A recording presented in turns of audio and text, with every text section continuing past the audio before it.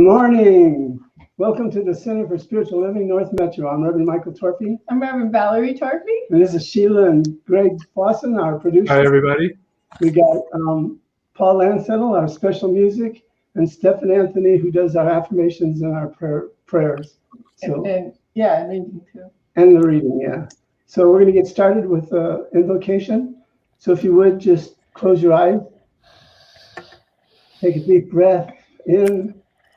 Deep breath out, letting go, surrendering to the all-good, the all-knowing love of God, present everywhere, present in my life and in everyone else's life. The eternal life source, the creator of all rules, was, or ever will be. This day is the day. And we bless the whistler. For this day and the unfoldment of this service as it reveals that which is needed to be revealed. And all that is tuned in today catches what they need to catch, expands into their own awareness and fulfillment of their presence in this day.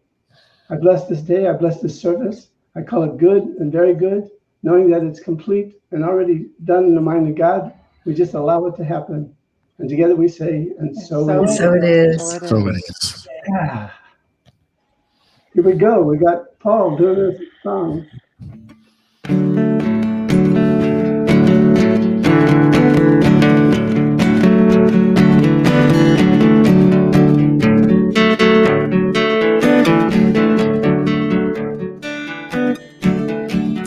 He walks among us, unseen, unheard, speaks so softly without a word,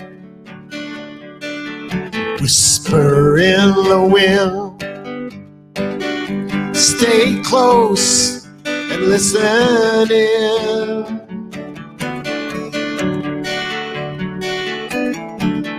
For the one we are seeking is also seeking us.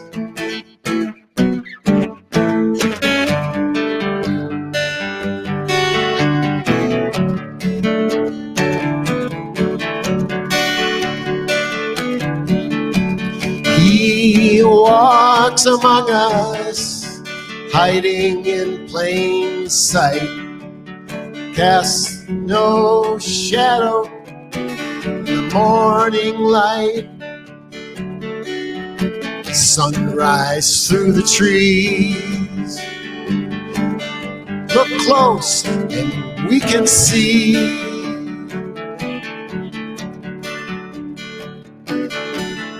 For the one we are seeking is also seeking us.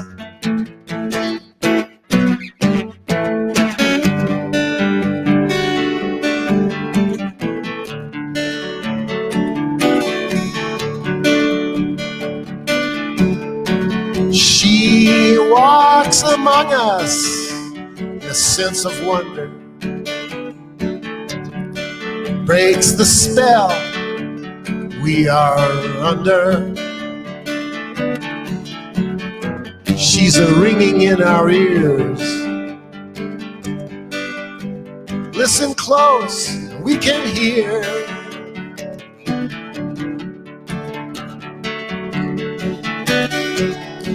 The one we are seeking is also seeking us.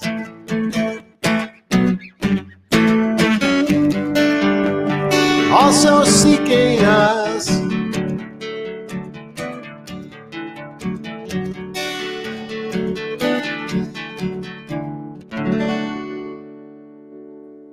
That was awesome. That's really powerful. Thank you, Paul. Was that a debut?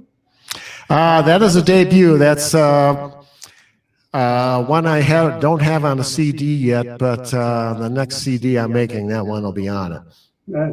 That was beautiful. Yeah, I loved it. Thank you so much. We'll get right back to you. We got a few business things to take care of, and you'll be next. Yay. So like us and check in on Facebook at cslnorthmetro.org. And check out our website at cslnorthmetro.org. You can go to contact us and add yourself to get the emails about the service and the links and all of those things and any other things that we're doing. You can also go to the prayer request and easy for me to say, request a prayer, and also the affirmations and the prayers that Stephan Anthony does every week are out there. So there's lots of prayer support right there. Mm-hmm. And today's title is View from a Bridge. Yeah. And our guest artist you've already seen today is Paul Landsittel. And today's reading is from 40-Day Mind Fast Soul Feast by Dr. Michael Beckwith. It's a great little book. You should get it. And now we're ready to have Stephan. Yeah. Hey, Stephan. Affirmation. Hey, good morning. Good morning.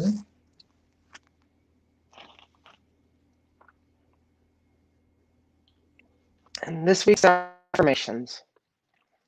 I consciously mold my habits to support my purpose. The allness of God is present where I am always. I recognize the divine presence in the eyes of everyone I meet. A joyful and harmonious pathway lies before me eternally. Everything I do is guided by my gratitude for all that life is. My thoughts are clearly and steadfastly focused on what I desire in my life, and so it is. And today's reading from 40-Day Mind Fast Soul Feast by Dr. Michael Beckwith. In the book, The Agony and the Ecstasy, Michelangelo was contemplating David's nature. What was the most important moment in David's life? Was it his slingshot practice? Was it the moment he slew Goliath? No. Michelangelo realized the pivotal moment in David's life was when he knew in his mind and heart that he could slay Goliath. It was the moment in his heart when the decision was made, when David turned to the inner authority principle within his own mind. That moment changed the course of his destiny. You are here to wake up to the infinite possibilities of life. Life has already given you all that you need in your identity as a spiritual being. By waking up to the real and seeing yourself as you truly are, you will be in a league with the able to do all things mentality. Then, when the Goliath-sized challenges of life present themselves, you will know that there is nothing on the outside that is greater than who and what you are within. Remember, David only had a slingshot and 3 rocks. Today, claim your inner dominion as an act of worship. You can accomplish this first by moving into a dynamic, prayerful tryst within the Spirit. Secondly, practice constant gratitude for the blessings in your life. And thirdly, be a willing instrument of selfless service for the infinite. Thank you, Stephan. That's beautiful. That's a great little reading. It's a good message for us all. It is. Thanks for joining us. All right. We have another song by Paul Landsittel, and we're looking forward to it. Paul, take it away.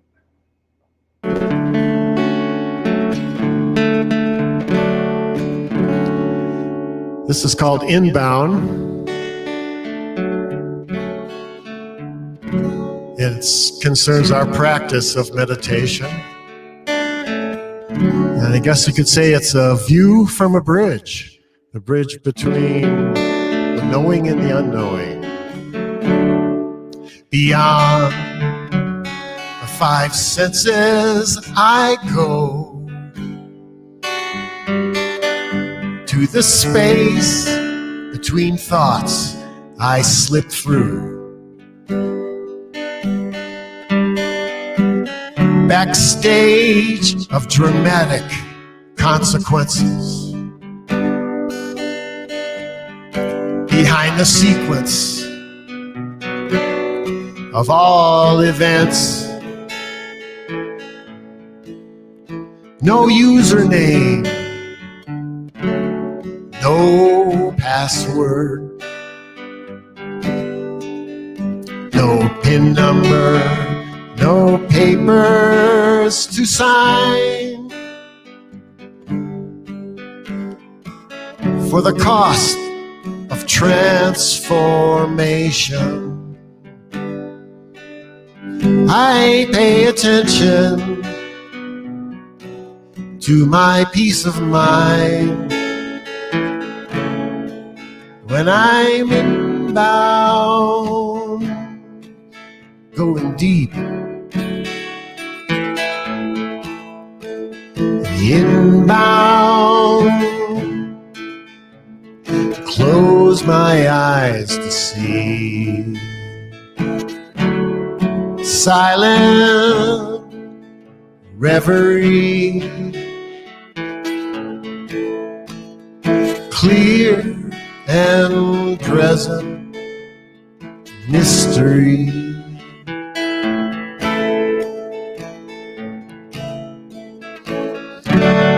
I find myself not guilty now that I know the truth. I've dropped all the charges holding me back. I'm just sitting here, free and clear. When I'm inbound, going deep.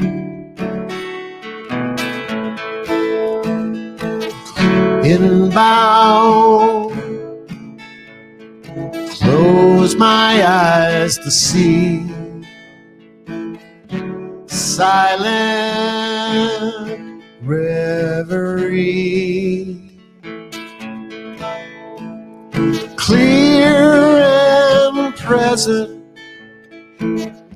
mystery.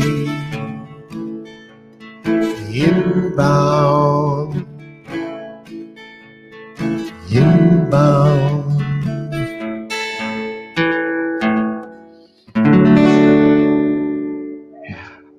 That's so beautiful. Thank you. Thank you. Thank you. Thank you. Starting us off on the right foot. Thank you. Okay. Here we are again, honey. Here we are. You know, my teen years and part of my 20s, I lived in San Francisco. A lot of people that think of San Francisco think of the Golden Gate Bridge.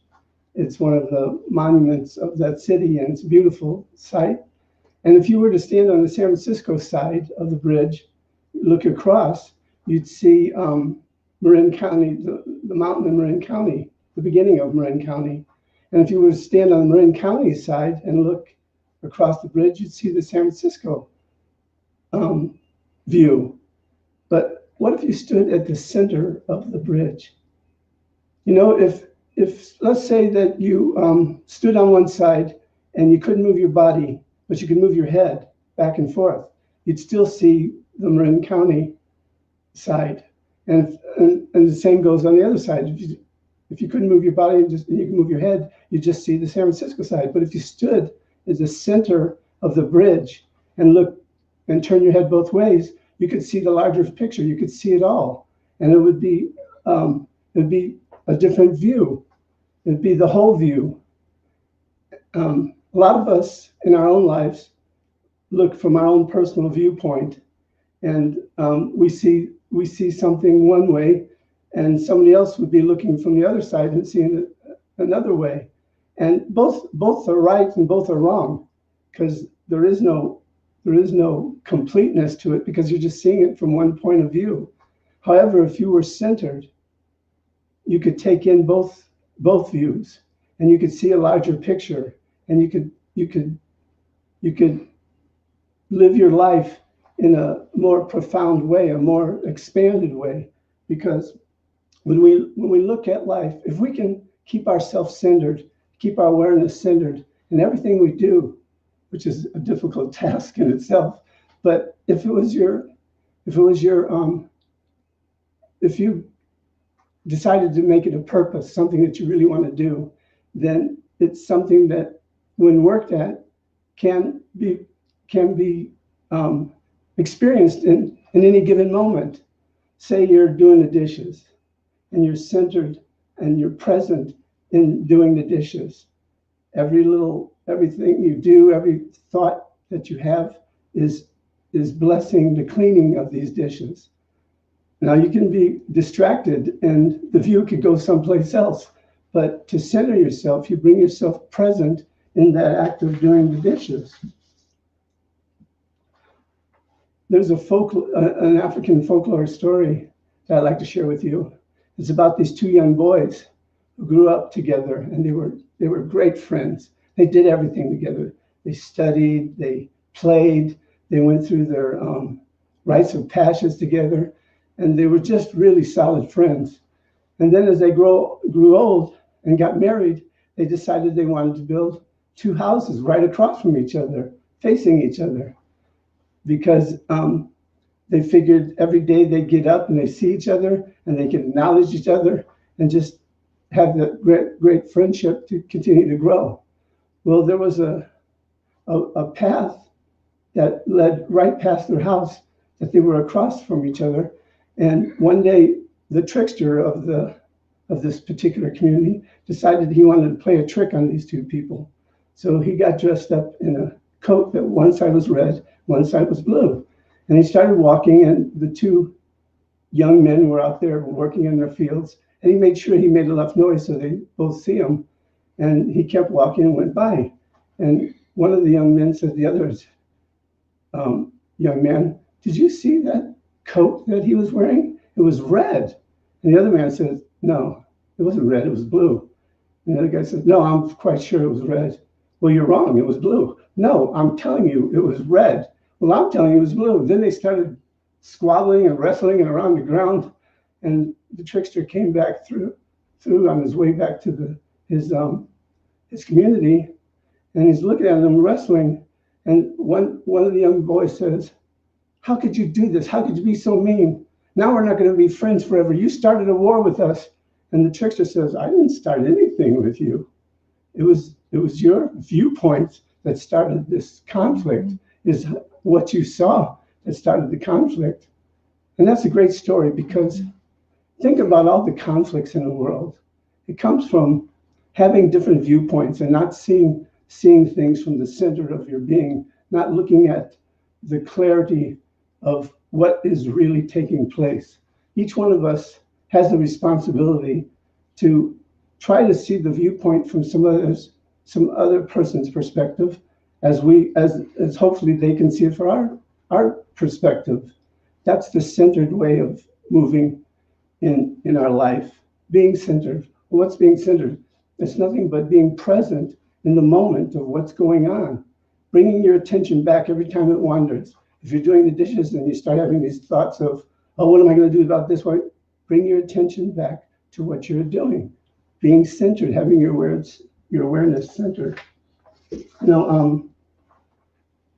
I enjoyed Michael Beckwith's reading. It was really quite profound. Yeah. And I liked what he shared about David.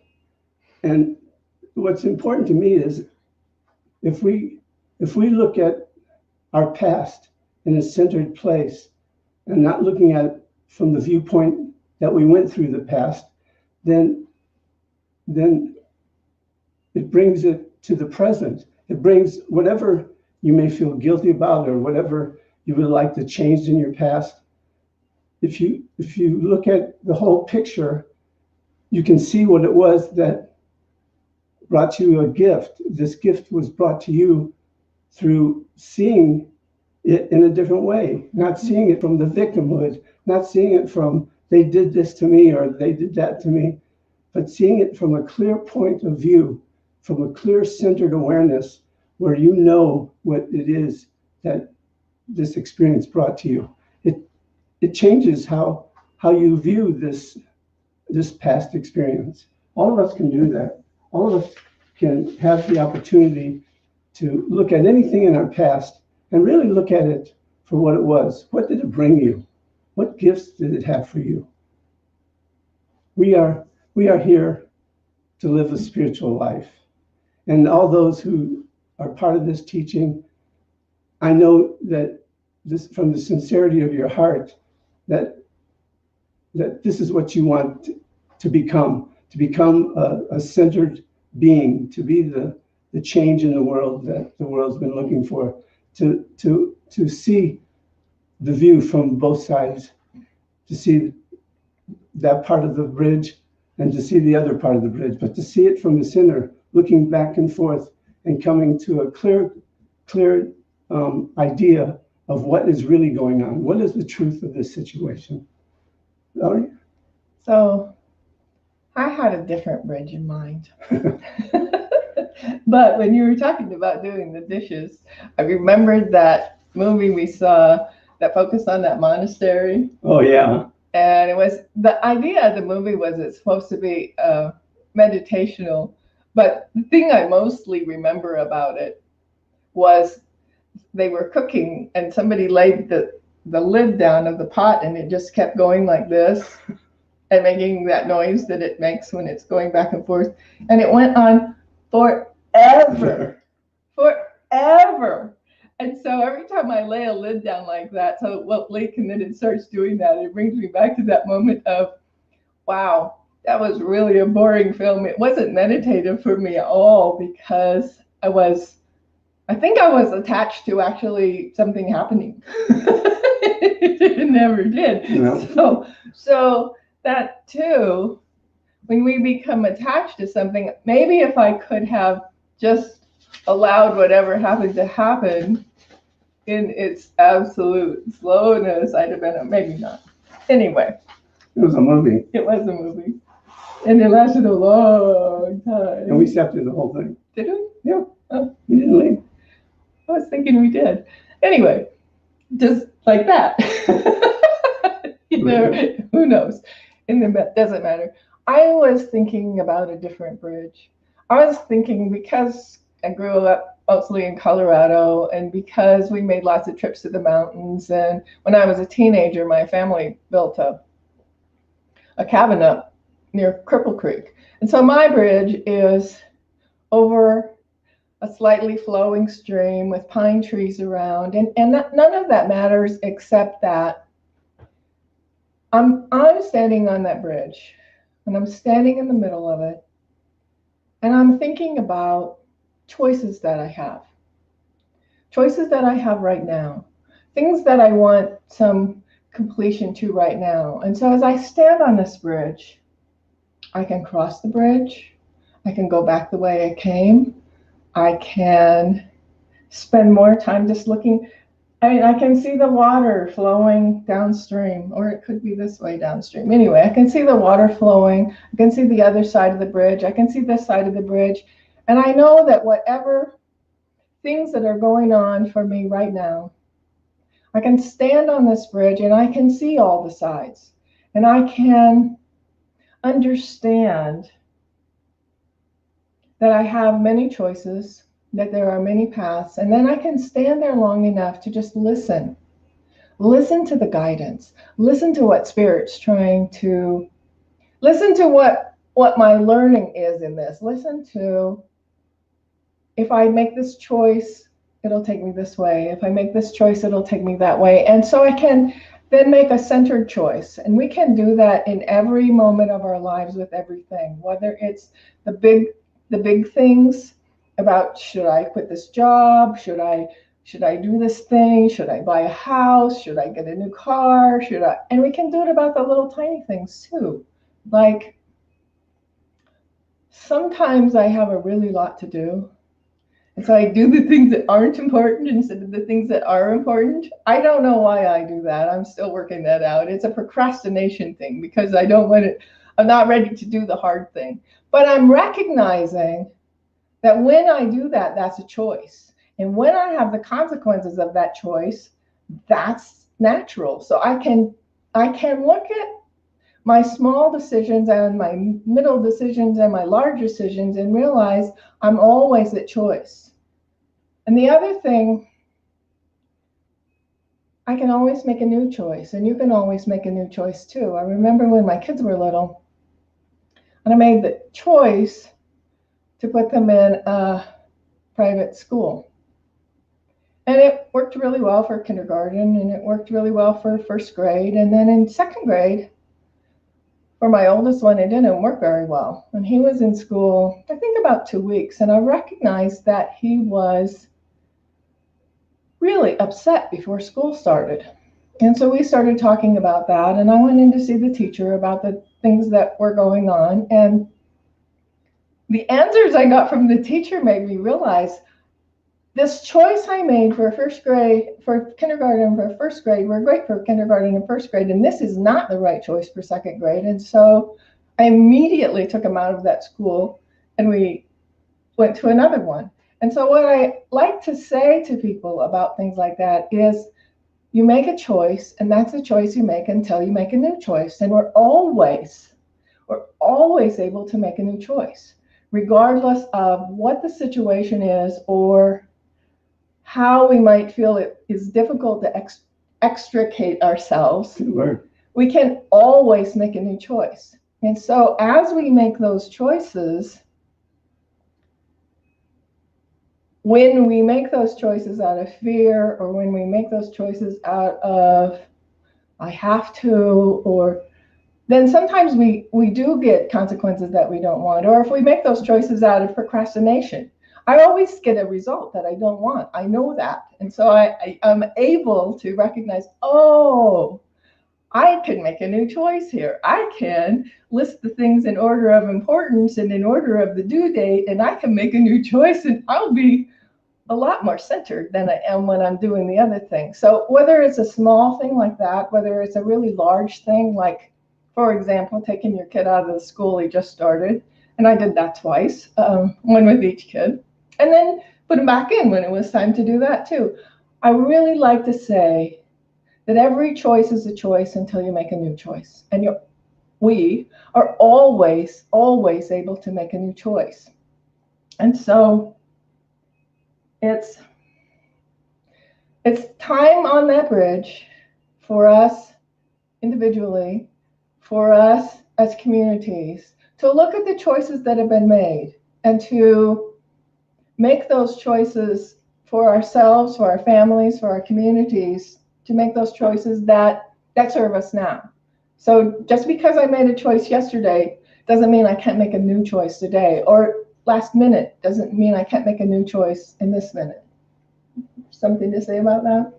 Well, I agree with that. And also, when we find ourselves in the midst of something that may be uncomfortable, and we jump to a conclusion of what we think it is, and we're seeing it from, as you said, from fear, or from this idea that something may go wrong if I don't do this or I don't do that, and you hear on the opposite side, you should do this, you should do that, and you're hearing all this. Your mind is just filled with all kinds of stuff. Go to the center of the bridge. Center yourself. Don't make any decisions until you are centered. And just take in both views. This view, the positive view, the negative view. And sit with it and be with it and stay centered in it. And I guarantee you that the divine will take place, and you'll discover what it is that is yours to do, what it is that is yours to see, what it is that yours to embody, what it is that is yours to take action. And it'll be from a peaceful, divine place that only you and your inner self can make the movement. That together, that's the way I look at it, me and my center self, my conscious self and my subconscious self, can make this decision together, and it always turns out for the best, always the highest, always fulfill whatever it is that you're supposed to take in, whatever it is that you're supposed to learn.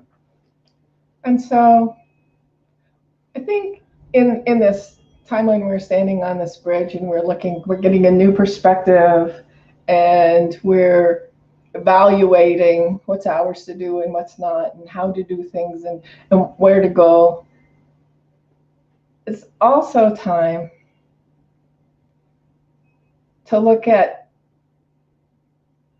your priorities and things like that. I was just thinking that sometimes when we have a tendency to disagree about something, not very often, but if I'm stuck on it has to be this way, and that's the only way a thing can be done, then I might have a tendency to dig in. If my priority is, this is a really important relationship to me. And so what is it that I might be missing here that would allow me to see things from the other perspective? Because neither perspective is wrong. They're both right. And what's important? Is the relationship important, or is the thing important? And I know, had I known these things when I was a lot younger, that probably a lot of things would be different than they are now. And we were having this conversation this week, and I said, if I had just known this when I was younger, then that wouldn't have happened. And then Reverend Michael said to me, and if your parents had known that, then you would have known that. And if their parents had known that, then you would have known that. And so we began to realize that, yeah, they could have been better. They could have been better. This could have been different. That could have been different. And we're right here, right now. And we have the opportunity to look at that focus, to be aware of what's going on in our lives right here and right now, be aware of the choices that we're making right here and right now, and do they serve us? Or is it time to make a new choice? Or when I'm stuck on being right, does it serve me? Or is it time to open my perspective up, open my awareness up to, wow, maybe there's lots of different choices here. And I think about when people witness an accident and the police come and they interview everybody that saw it. Everybody has a different story. And none of them are wrong, but none of them are totally right either. And so I think as we recognize that we have filters that things go through, thoughts about, I need this to be okay, or this thing is better than that thing, and so when we remember things, when we see things, we see them through our filters. When we remember things, we remember them through our filters. When we experience things, we're experiencing them through our filters. And that reminds me of that, I know we've talked about this before, that video where they are asking you to count the white balls, I think it is. And then the people are playing basketball. I mean, we're counting how many times the white ball gets passed back and forth. And a gorilla walks through the center of the screen. And most of us don't see it. I was so amazed by that the first time I saw it. I'm like, I could not have missed a gorilla walking through the room. I could not have missed that. And then they slow it down. And now I'm looking for the gorilla, and I'm not looking for the balls anymore. And there's a gorilla walking through the room that I did not see. And I know that's how our brain works. Our brain works in a way that focuses on the things that it thinks is more important to us at the time. And so if we're aware of that, if we're aware of our filters, if we're aware of our focus, and we understand that we never have the whole picture. We have our portion of the picture, kind of like when you're doing a jigsaw puzzle, and you just have that little tiny piece, and then you have to find the little tiny pieces that go with the little tiny piece so that you can put the whole thing together. It's kind of the same with our thoughts. We just have a piece of it. And whoever else is involved in whatever the situation is has another piece, which adds to the vision of the bigger picture. Mm-hmm. I just had another thought about the bridge. It's amazing how the thoughts just come through your head when you're doing this. I think of the bridge as past and future. Mm. And I remember when I was going through prac training, I wrote this one particular paper that while I was writing it, I got this vision, and I heard this voice say, "You're going to be a minister." And my first reaction was, how can I be a minister? I'm not even a practitioner yet, because you have to become a practitioner before you go on into ministerial training. So looking from the bridge, I can look back and see why I got into the studying in the first place, why I took that first class. It wasn't my intention to become a practitioner or a minister. It was my intention to grow and to expand into my own spiritual awareness. And that was the past. And standing on the bridge, I can look to the future where this voice says, you're going to be a minister. And get to the present. I got to do this work to become a practitioner first. That is what it needs to be done. But becoming a practitioner means I'm going to serve people, and I'm going to serve my spiritual community. And the vision forward is, what will I be as a minister? How will I be able to serve at a higher place? But it's all unfolding at one time in the mind of God. It's all taking place at the same time. My past, my future, my present, it's all one and the same thing, always. So when you look at your life from any perspective, always look from the center of the bridge. Always turn your head this way, turn your head that way, and take it all in. And appreciate right where you are in this moment. Appreciate and give thanks for your life unfoldment, for all the experiences that you had that make you who you are right in this moment, and for all that you are to become. That's the view from the bridge. That's the place of comfort, the centered place of awareness, the center of wholeness, the center of perfection of who and what you are. Totally, always. If we can get into that place, no matter what's going on in our life, if we can get into that centered place, everything becomes peaceful and easy, and no worries attached, no problems. It's just the isness and the allness of God, as your life, as my life. As that place where the indwelling presence is guiding us forward, as opposed to our thoughts and our egos, which can lead us astray. Yeah, you think? Yeah, I think so. I've been led astray a few times in my life. Yeah. And they've all been good, because they all take us to where we are now. Correct. Bless who you are now. Bless what you're becoming. Bless your past. And know it's all good all the time. What do you think? Pray? Yeah. Let's pray. Let's do. So I just invite you to close your eyes. Take a couple of deep breaths. And allow that spirit, that oneness, that power, that presence, that isness and allness to just become your focus. Letting go of any busyness, any thoughts, any concerns, any worries. Just release them. And as we recognize that there is one life, one power, one presence, one absolute intelligence that is in, as, and through all things. It is everything we can see and all we cannot. It is the farthest, largest star in the farthest galaxy. And it is right here. Everything smaller than we can see. It is all of that. It is my life. It is your life. It is Reverend Michael's life. It is everyone and everything. Everything we look at, everything we hear, everything we touch. That is all that one power and that one presence, that one eternal life. That life that is always expanding and always creating more of itself. And I am one with that. Reverend Michael is one with that. Each one present is one with that. And everyone everywhere is one with the one with each other. There is no separation. And so I just know that as we breathe today, and we breathe in and we breathe out, we recognize that we are the breath of God, that we are the life of God, that we are the purpose of God, and that we are always moving forward.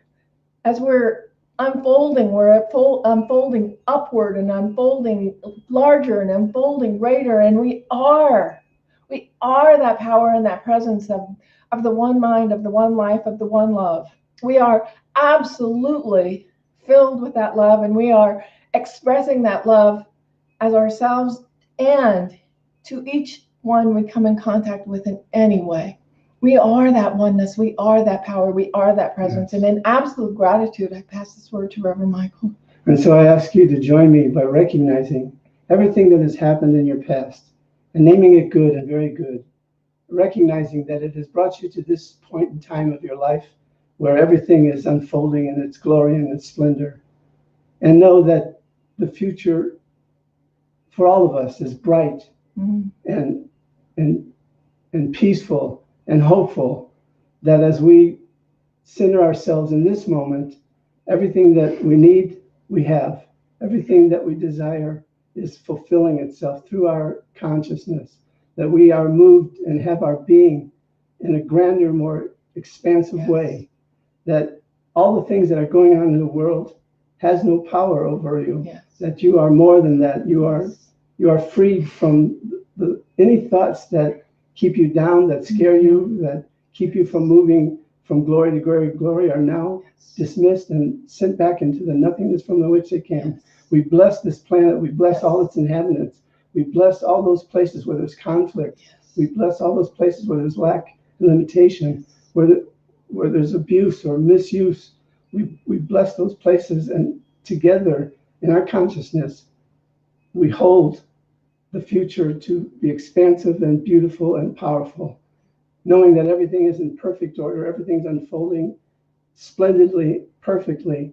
I can now release this word into the love, into the law, by letting it go, letting it be, and together saying, and so it is. So it is. Ashe, amen, amen, and woohoo!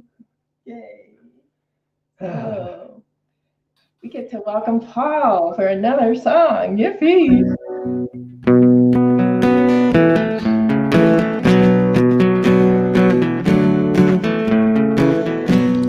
Oh, let me be in a holy, holy way. Let me be in a holy, holy way.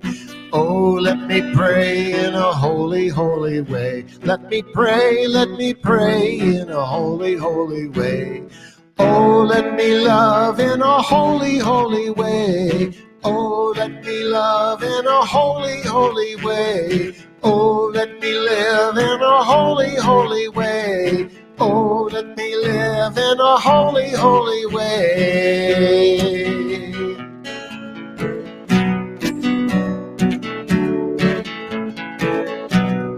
Oh, let me be in a holy, holy way. Let me be in a holy, holy way.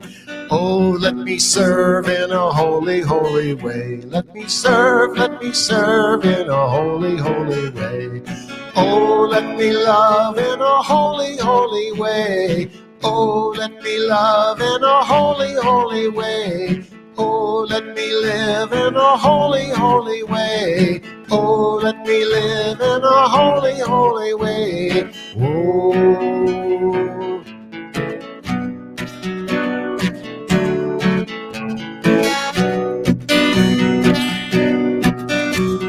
Oh, let me know that love can heal us all. Let me know that love can heal us all. Oh, let me know that love is all around. Let me know love is all around. Oh, let me smile in a holy, holy way. Let me smile in a holy, holy way. Oh, let me love in a holy, holy way. Oh, let me love in a holy, holy way. Oh, let me live in a holy, holy way. Oh, let me live in a holy, holy way.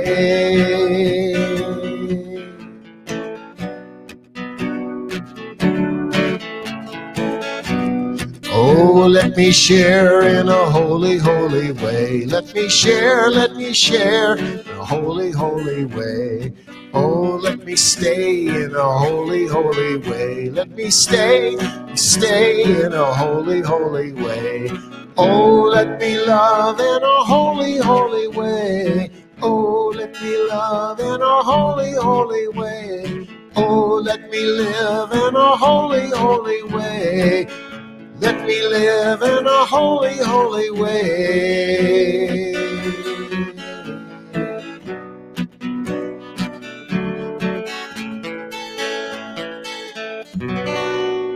Yeah. That was so beautiful. Thank you. I was just thinking, if we live in our wholeness, we're living in a holy, holy way. That's right. That's a great song. Thank you. All of your music is awesome today. Yeah. Thank you so much. We'll be right back with another one.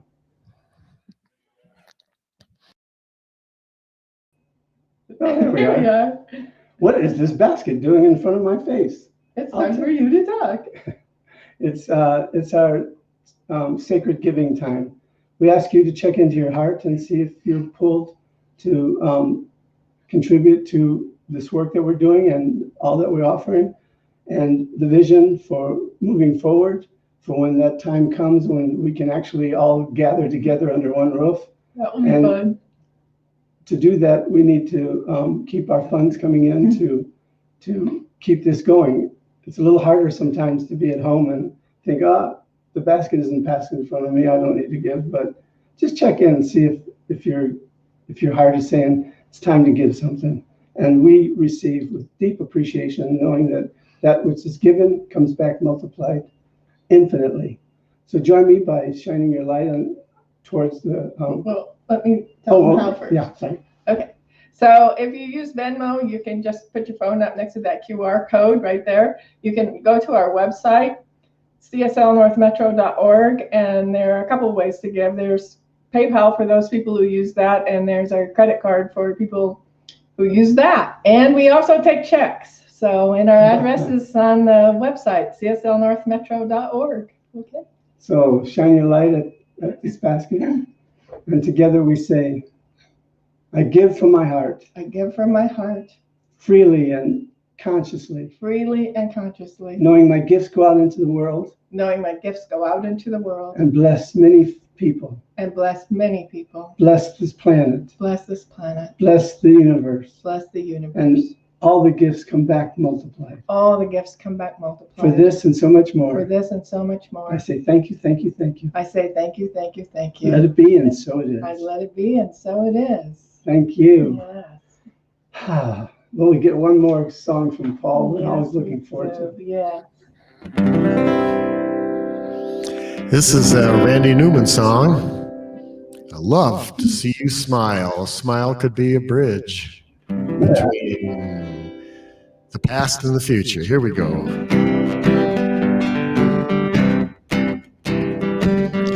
I was born to make you happy. I think you're just my style. Telling everyone I know, everywhere I go, love to see you smile.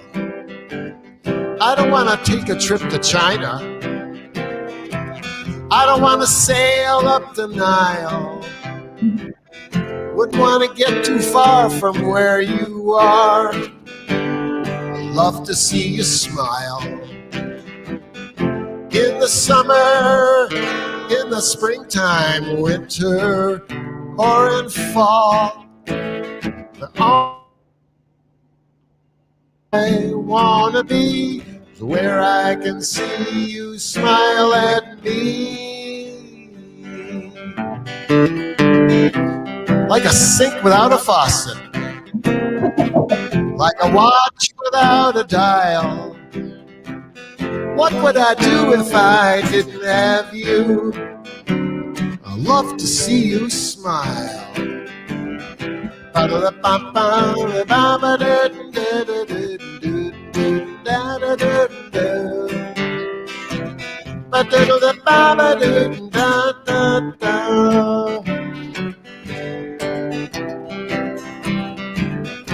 In the summer, in the springtime, winter, or in fall. The only place I want to be is where I can see you smile at me. In this world full of trouble, you make it all worthwhile. What would I do if I didn't have you? I'd love to see you smile. I'd love to see you smile. I'd love to see you smile. Woo! A great lesson from Paul Landsittel, and directly to us. We're smiling because you make us happy. Thank you, Paul. Yes. Thank you. I love that song. Well, I guess it's time to pray out, huh? I think we're waiting for Greg and Sheila. Yeah. Let's see. Let's put us all on. There you are. Yeah, we're all here. There we go. Hey. Good service, good message. Yeah, Thank you. Yes. and nice music. Nice Great music. music, Paul. Thank you. Loved it. As the thing, Stephan has to go to work, so he's not here at the end, but Right. he's always with us in spirit. So you want to pray us out? I do, but I want to tell everybody that there's a Zoom meeting right after where we discuss our ahas and get to know each other a little better. And that Zoom meeting is right there, and it's also in the comments so that you can cut and paste it from the comments. So, okay. Now we can say. You pray. Okay. Oh, do you want to say anything before I do? Okay. No, go ahead. So, an absolute gratitude for this time together, for this awareness of who we truly are. That we are one with the one with each other, one with all that is. That all is well. Even when things seem like they're not well, all is well, and we're always moving toward our greater yet to be. Yes. In absolute good and absolute clarity and absolute abundance. I'm just so grateful. Grateful for this day. Grateful for everyone who joined us this day. Grateful for all the good that's in our lives. Grateful for everyone who sees this later. I'm so grateful. Grateful to know that right here and right now that we are one with each other, one with God, one with all that is. And so an absolute gratitude, absolutely knowing it is done. I release this word into the spirit of love, into the law, knowing it is done. And together we all say, and so it So it is. So it is. is. Hey. All right. Well, we'll see you in Zoom in a few minutes. Yes. We'll see you in a few Have a minutes. wonderful week, everyone. Yes. Bye-bye. Yep.